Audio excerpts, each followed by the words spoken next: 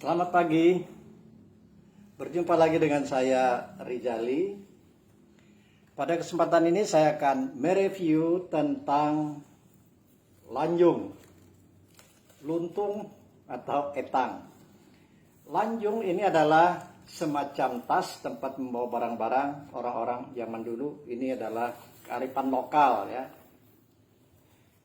Ini namanya lanjung. Atau dalam bahasa Dayak Bekumpai atau Dayak biasanya disebut dengan luntung, bukan lontong ya. Kalau lontong itu sayur ya, lontong sayur. Kalau bahasa Katingan ini namanya etang, mungkin karena dihentang ya. Nah, ini ada bermacam-macam. Ada yang kecil, ini dipasang di pinggang, ini namanya tangkingan ya. Tangkingan itu biasanya digunakan waktu menuai padi. Padi waktu dipanai, tangkai-tangkainya itu dimasukkan ke dalam tangkingan kecil biasanya. Setelah penuh tangkingan itu disimpan di satu tempat. Luntung atau lanjung yang besar, kalau bahasa Banjar mungkin itu namanya tandakan ya, tandakan. Jadi kalau bahasa Dayaknya itu ini tagayan. Jadi untuk tempat menyimpan sementara, baru nanti diangkut lagi ke pondokan. Ada lagi yang panjang ya, yang panjang, tinggi nih, tinggi. Itu namanya ranjung. Ranjung itu untuk muatan-muatan yang banyak. Biasanya untuk orang yang kuat-kuat, muatannya banyak. Di bawahnya ini ada kayunya, ada pentulangannya. Itu maksudnya supaya kalau ditaruh di tempat itu bisa tegak berdiri ya, bisa tegak berdiri. Itu ranjung. Ada juga yang segi empat, tapi tulangannya kayu. Itu namanya keba. Keba ya. Keba. Di sininya jarang dan dia ada buka tutupnya di samping di belakang ya. Ini biasanya untuk membawa yang sifatnya berat juga. Kalau di ladang itu biasanya untuk membawa anak padi ya, untuk di sawah.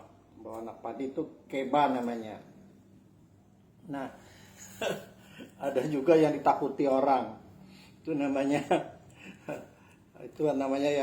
yang bulat itu, katanya ngayau dulu membawa kepala di situ ya, tapi itu cerita lama lah itu.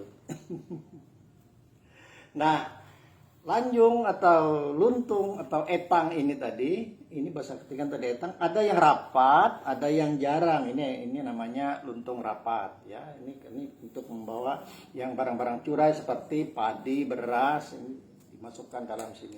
Ada juga yang jarang. Yang jarang ini untuk membawa yang besar-besar seperti buah misalnya ya. Itu tidak perlu yang rapat, itu yang jarang. Jadi itu namanya etang jarang ya.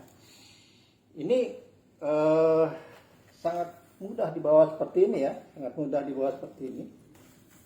Karena kita bisa banyak membawa karena ini menggunakan otot bahu ya, otot bahu. Badan kita juga condong, jadi pinggang terpelihara.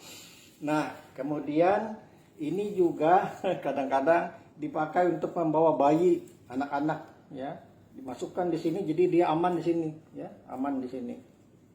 Jadi cerita ibu saya dulu waktu ikut kakek ke Kahayan sana, dibawa itu dimasukkan ke dalam lanjung ini, sampailah mereka berjalan beberapa hari sampai ke Kahayan sana. Waktu ikut mendulang di Kuala Purun. Nah, sekarang sudah jarang dipakai orang. Orang tidak membuat ini lagi dari rotan, tapi menggunakan plastik, yang sudah dijual meteran di pasar ya. Padahal plastik itu tidak tahan cahaya matahari karena matahari mengandung inframerah dan plastik itu cepat lapuk. Ini hanya sebagai kenang-kenangan saja. Kalau dulu yang bagus ini dikasih hiasan-hiasan ya, dan ini juga dikasih warna macam-macam, dan di sini juga ada tutupnya Ya, ada tutupnya bulat, pakai pengikat kuncinya. Biasanya dipakai oleh para dukun. Dukun membawa peralatan-peralatan pengobatannya, atau para apa itu bidan membawa peralatan di sini. Jadi itu ada lanjung bidan kata orang, ya, luntung bidan. Itu lebih bagus lagi. Nah, sekarang sudah banyak tidak terpakai lagi, ya.